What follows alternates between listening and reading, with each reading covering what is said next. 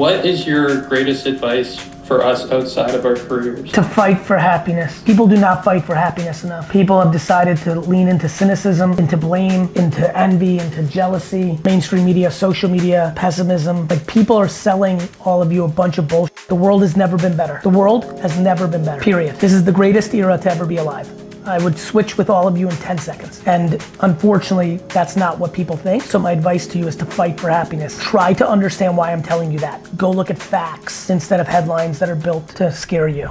Badass Bulldog. I want to know more. Is it a meme character? And then is VaynerSports getting into US soccer? VaynerSports has thought a lot about getting into representing female soccer players in the female soccer league. It's been a topic of conversation. So that's that. We have not talked as much about MLS, excuse me. But we've talked about English Premier League and going global. So a lot of conversation on proper football at VaynerSports. But I think if I had to guess, basketball is going to happen before that. So it could be 3, 4, 5 years. Badass Bulldog. You know, truth is, I'm spending a lot of time right now in character development. You know, I've always, hot take, I've had it skewed towards meme and like fun stuff, but as the word badass now is like more mundane, like I feel I can do a badass bulldog toy for 6-year-olds, and it's not like a bad word. And so a lot to think through. Bulldogs are incredibly globally popular, and so I want to be very thoughtful with that character and its development. You know, VeeFriends for me is my Pokemon, my Sesame Street, my Marvel, my Star Wars, and character development is probably the most precious part of all that, and so giving it a lot of thought. And my question is, what is your walkout song? Just to kind of know who you are and if you've thought of that. Yeah. The only one that I've ever really used consistently for my keynotes has been First of the Month by Bone Thugs-n-Harmony. Mainly because it's a song I once listened to 853 times in a row, and it gets me pumped.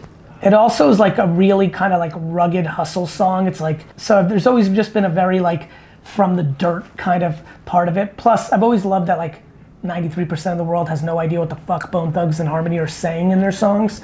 So it always felt like I was on an inside like club in actually knowing it. So I would go with First of the Month by Bone Thugs-n-Harmony. Awesome, love that. But yeah, man, you talk a lot about being the guy that you wish you had as a kid, and what would you say to yourself if you were a resident right now, like going through the program, just starting out at Vayner, from our end, obviously not. Yeah, no, I get it. The spot of I have a real thought on this. Mm-hmm. Yeah. Because I know it's what I would do. I know myself. Mm-hmm.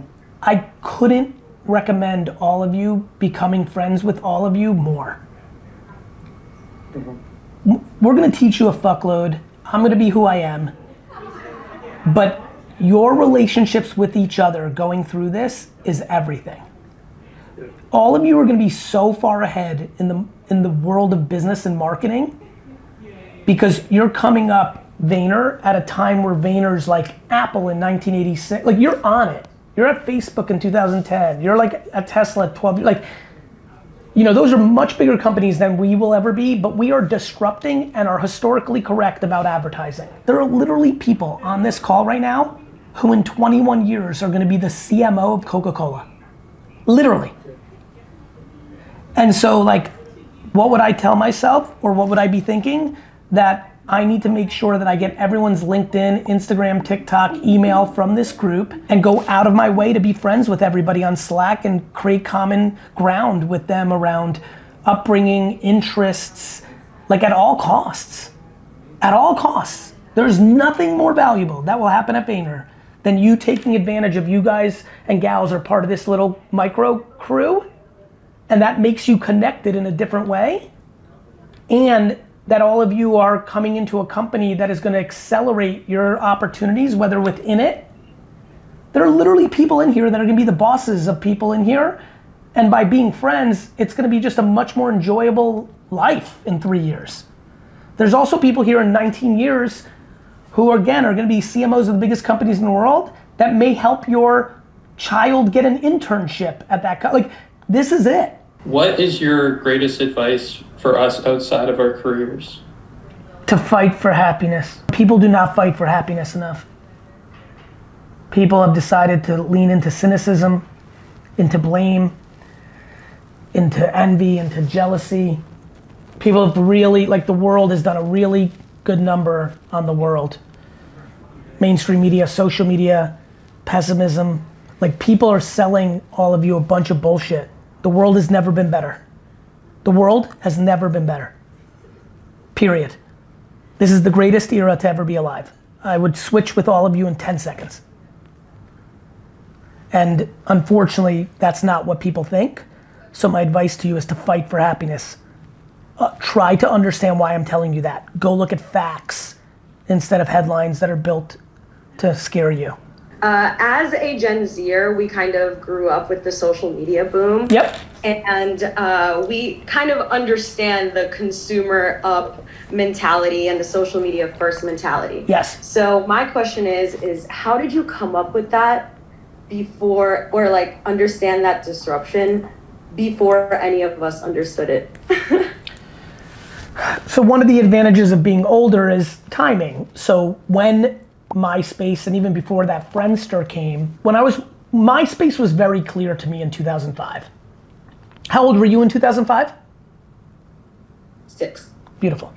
So when you were in kindergarten, trying to desperately like figure out what the world is, I was sitting in a liquor store desperately trying to figure out like, why is the internet changing and what is this? And this feels different. This is different. This is not the last 10 years. This has something to it. And like, look how cool, like, oh wait, Rick Ross and Dane Cook, the comedian, and Tila Tequila, the model, like they're winning on this thing. There's something happening. And so I took very big note, and then very quickly, YouTube, Twitter, and Facebook came out, and I was like, okay, something's fucking up. And then right then and there, right behind that, the iPhone came out. And I was like, okay, this is a series of things that make sense to me. And the radio used to be the most important thing, and then the television was invented. And the television only used to have 3 channels, and then it had 13, and then it had 36, and then it had DirecTV. This makes sense to me, and so I followed my intuition. But, and this is important for all of you with AI, VR, NFTs, not only did I have intuition, I immersed myself in it. So I was 30 when I made my first video. And I made a video tasting wine because it's what I knew. And so I just put myself out there and made sure I tasted it and was a practitioner. You can only learn by doing. You can't talk about it in theory. And so, you know, I think I have good consumer intuition and I have good willingness to become a practitioner. And so it was obvious to me because I was in it, you know? Yep, that totally makes sense. And so like all of you can read the emails going back and forth at the company about AI and ChatGPT and Jasper and Midjourney, or you could go and use it. Right. Thank you so much. Thank you. My question for you was, what does success look like for someone in a junior position at Vayner? Well, I think success is very different, Imani, for all of you, right? Like some of you were built in a very alpha home where like, and very good at school and type A, and you'll deem success as getting promoted, right? Getting the full gig and then getting promoted, like, and I understand that. For other people, success has some sort of financial number in their mind, right? Some people here have like a specific number in mind. If I get to 100,000, if I get to 500,000, if I get to 1 million, that's fine. You know, for me, success is actually truly waking up on a Monday morning and smiling with no anxiety in your chest. And whether you make $40,000 or $4 billion and anything in between, boy oh boy, if more people woke up on Monday morning smiling cheek to cheek with lack of anxiety in their chest, the world would be epic. And that is the framework that I'm trying to create. That's what this is. That's why all of you reacted the way you did when Claude came on here. You know, like, we're putting a lot of effort into that, and so we won't get it perfect, but we're trying our hardest.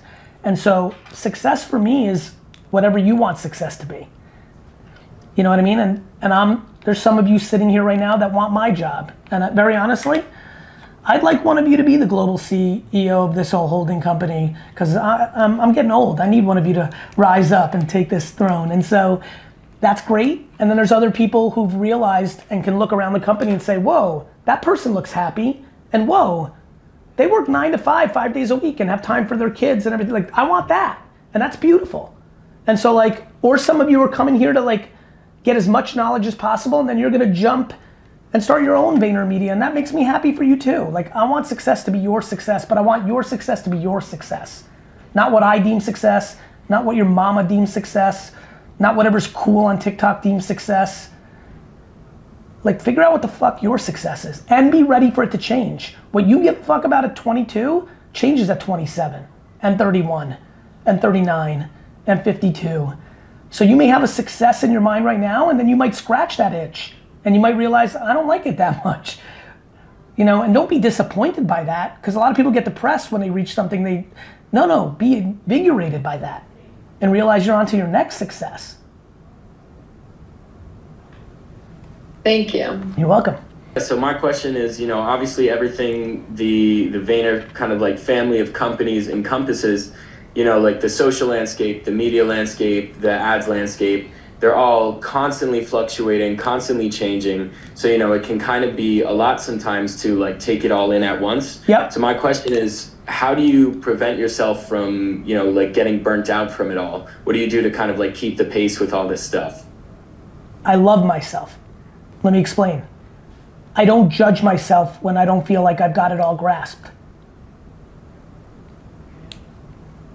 You're absolutely right. The shit's moving super fast.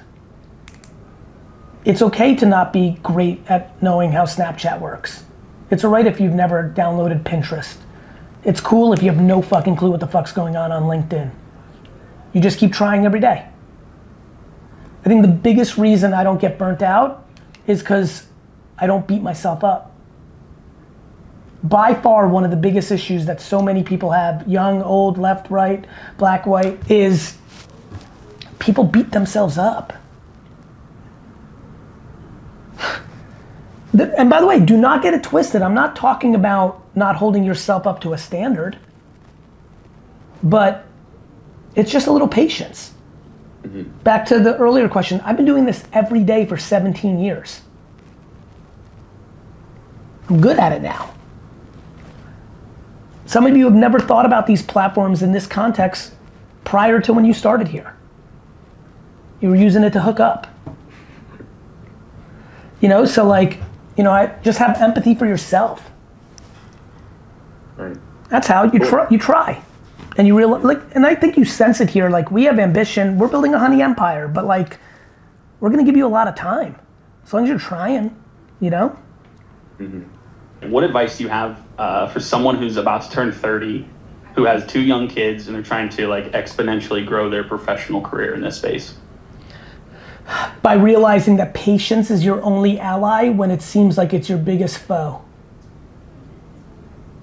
Gotcha. Right? Like the problem when you're trying to do something fast because of circumstances, right? Imagine, right? You're part of this residency class, 90% of your contemporaries are kids right out of school. That's a framework where immediately you're like, fuck, I'm so behind. All the, whatever's going through your mind. The problem is when you're trying to speed it up, like you trip. Yeah. The faster you run, the more likely you're gonna trip. And so it's about the discipline of understanding. First of all, I'm so pumped you're in this program. I've had 2 or 3 people that I've spoken to in the last 6 months who had similar situations where they were quote unquote a different age from the majority of people in the residency class who 18 months later really were like, oh, wait a minute, I didn't have to rush. This was exactly right. You know, patience is your ally in this, brother. Like the merit of your work is gonna be the variable of your success, not how fast you politic it. Awesome. Thank you. You got it, brother. How did you get to a point where you can trust your creators to just say, hey, look, make what you want? Because I've worked for teams in other media companies where I had no creative freedom. I just do it and shut up and just do it. And what I can appreciate is that I can just kind of give my passion in what is sports. I wanted to build a good company. I'd rather have grown slower on something that I knew would bring value to my employees than grow faster with something that sucks shit. Really hard to get people to wake up on Monday morning smiling and having no anxiety on their chest if everyone's just making shit with no say that's fucking soulless and not fun. Yeah, totally. Thank you. Appreciate it. You're welcome, brother. My question for you is, going back to Taylor, is that how do you wake up early in the morning on a Monday and just stay hungry, you know? I'm 27 and I'm trying to keep myself going every day, and I kind of struggle sometimes. So what is your take on that? What do you struggle with, brother? I think just being motivated to get to my end goal. You know, I get What's your end goal? out. Honestly, 6 figures, have a big house. I'm being a little materialistic, but well, that's why you're struggling. Yeah, I mean, I would have bet you couldn't have walked into that more if I paid you to say what you just said. You're literally the hypothesis I have of why people are unhappy. You just made up an arbitrary goal for yourself based on material things without realizing the second you walk into that home and you make 6 figures, nothing's changed.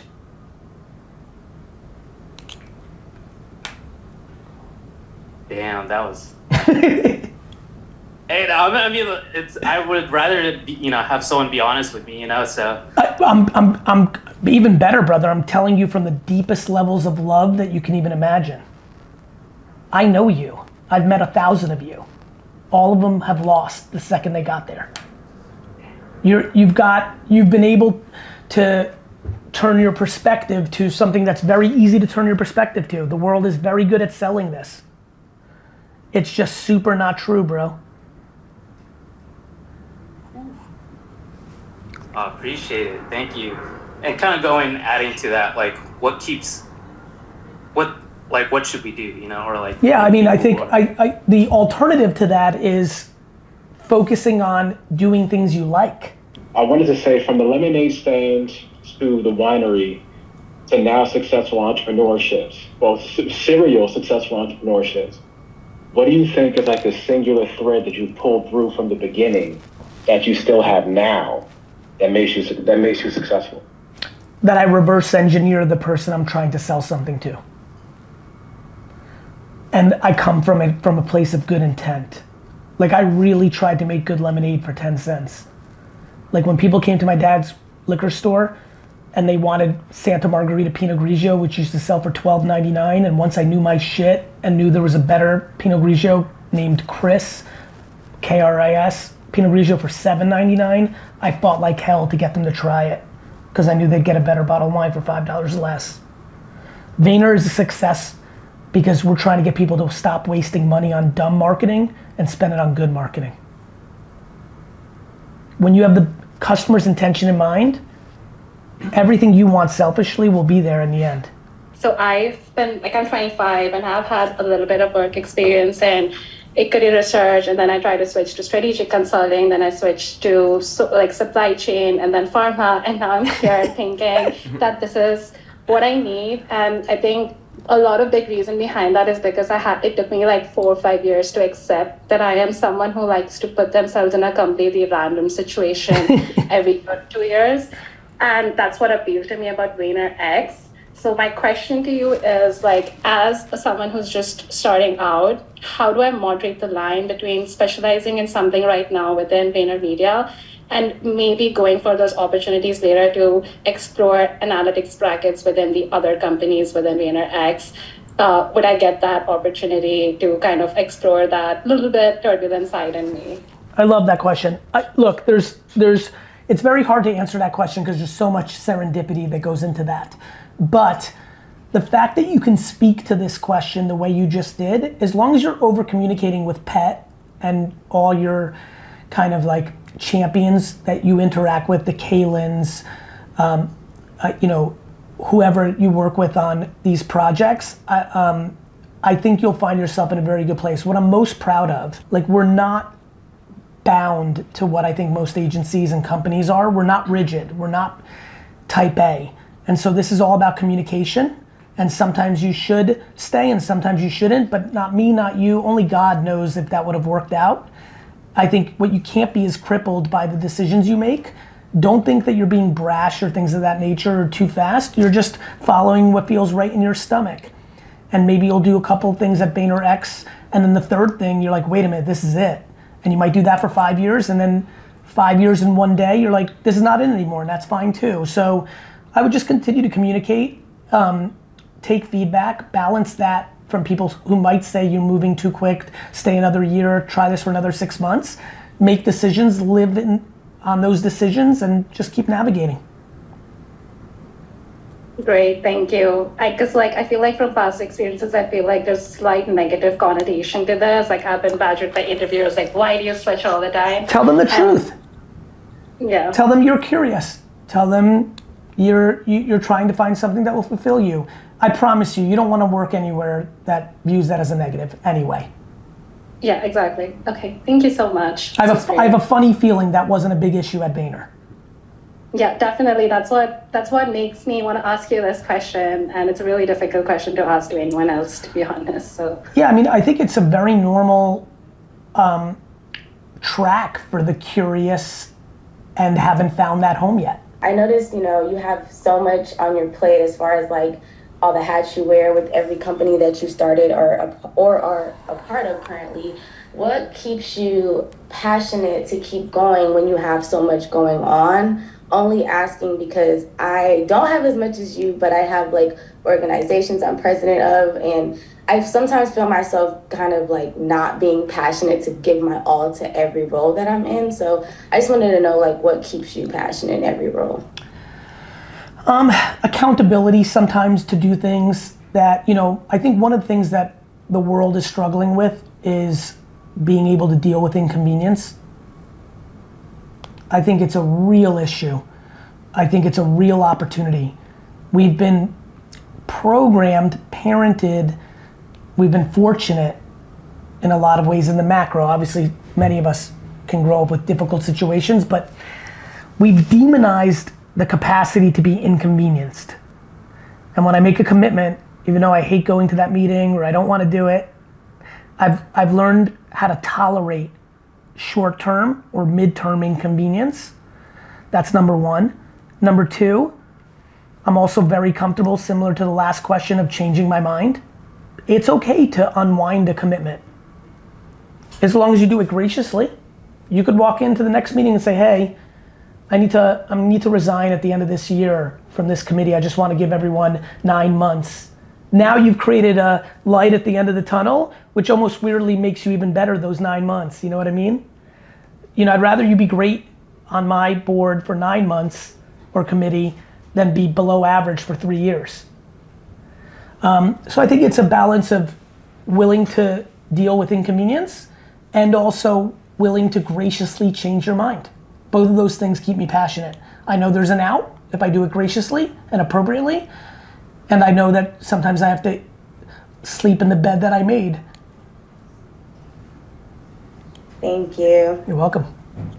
My question for you is, obviously being in this program just for like a little over a month so far, I've just been able to see that obviously there's a lot of love and care directed towards us and directed towards teaching us and kind of guiding us along our way. And so my question for you is just frankly, why do you care so much about us and younger people, and why do you guys see us as such an investment going forward? I think it's the right thing to do. I think when you are blessed, there's a sense of responsibility. And I think, so many of my business big boy, big girl friends laugh at the concept of how much we put in up front on this and how vulnerable we are for people leaving and da-da-da-da-da. I just don't see it that way. I know, I think we have the best culture in the world. So I think a lot of people will stay, so that's good for the business. But even if people didn't stay, we can afford to do it. It's a nice thing to do. It leaves a positive impact on the business world. I want more people to be affected by the way we see business. And I feel great that we get to show you how it should be. You don't have a clue. When I tell you the greatest thing of this whole program for all of you is knowing this exists. You know how many people work for 25 years and have no idea that you can do it right? You know how many of your parents and friends and relatives and friends at school and cousins think you're completely full of shit when you talk about this company and that you're just drinking from some weird Kool-Aid that I made up? You know, it's just the right fucking thing to do, bro. You know? It's awesome. I love that. Yeah. Believe me, I appreciate it. And it goes back to the thing I said earlier, Luke, which is like when you do the right thing by the other side, all the things that you want will happen. I call it 51-49. If I give all of you 51% of the value, then 49 will be just fine by me. And I think too many companies try to get somewhere between 80 and 100% of the value. And once you figure out the model for 49, you're good, you know? Yeah, that's great. I appreciate that. Thank you. Anyway, I love you all. Hope this was fruitful. Hope it helped. Always available. Thanks, everyone. You're welcome. Thank you. Cheers, everyone. Thank you. Thank you. Love you. Thank you. That was fucking tight. That was fucking sick. That was amazing. Best meeting ever. No, for real. I feel rejuvenated. I feel reassured. It's Yeah. good. Yeah, me too. Okay, bye guys, that's all. You know what my favorite thing to do is make pretend I leave to listen to what actually is being said. And I can tell you right now, that felt fucking amazing. I literally did not log off because I was like, let me wait and see if you'll stay. You did. I love you guys. Love you guys. Have a great, great day. Cheers. Bye-bye, everyone. Love you.